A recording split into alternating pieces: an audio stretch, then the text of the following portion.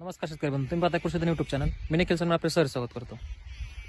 आपण आज पाहणार आहोत की औषध कसं कालवायचं किंवा पंपामधील औषध वतल्यानंतर कसं हलवलं पाहिजे, त्यासाठी आपण जुगाड बघणार आहोत. तुमच्या की आपण हा पंप पूर्ण भरून घेतलेला आहे, औषध पण कालवलं त्यामध्ये, पण त्यात औषध पाहिजे तसं मिसळलं नाही. तुम्ही पाहू शकता पाणी पण फिकट कलरमध्ये आहे. तर ते जुगाड आपण जे बनवलंय ते एक सोपं आहे. एक लाकूड घेतले आपण, एक छोटीशी काठी घेतली आणि त्याला आपले जे रेग्युलर आपलं औषध आणतो त्याचं एक डब्याचं झाकण घेतलं, त्याला छिद्र पडतं, ते पण फिट केले. सोपं आहे, सिंपल आहे. तर काहीच करायचं नाही आपल्याला. प्लंजर म्हणून काम करतं, याला प्लंजर म्हणलं जातं.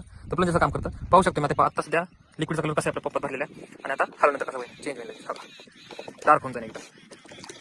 तर आपण फवारणी करताना हेच चूक करतो की औषध पंपात काढल्यानंतर मिसळले का नाही मिसळ हे पाहत नाही आपण आणि डायरेक्ट फवारणी करतो. तर त्याचा तोटा असा होतो की औषध घेऊन तळा जाऊन मिसळ खाली किंवा मग निम्या पंपात राहतं खाली, वरती मिसळत नाही. तर मग खालचं पंपाचा संपत जाईल, औषध खाली संपत जाईल, वरती पाणी फवारलं तर म्हणजे निम्या प्लॉटमध्ये फवारणी निम्या पंपात आपल्याला रिझल्ट चांगला येईल आणि निम्या रिझल्ट चांगला येणार नाही. मी फवारणी पाहिलं असेल की आधीचा कलर आणि नंतरचा कलर किती बदल झाला.